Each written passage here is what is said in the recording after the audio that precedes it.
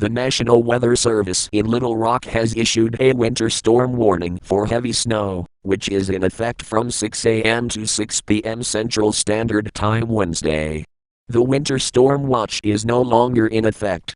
Event: snow, possibly mixed with sleet at the onset, will fall during the day Wednesday.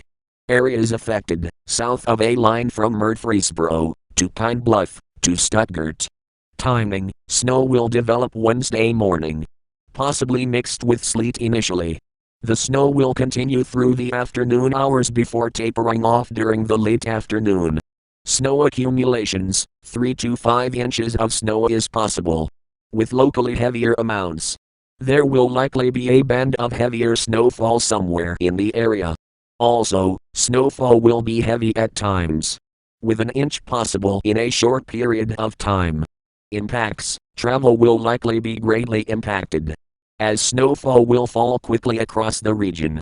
A winter storm warning for heavy snow is issued when snowfall is expected to accumulate around 4 inches or greater in 12 hours or less.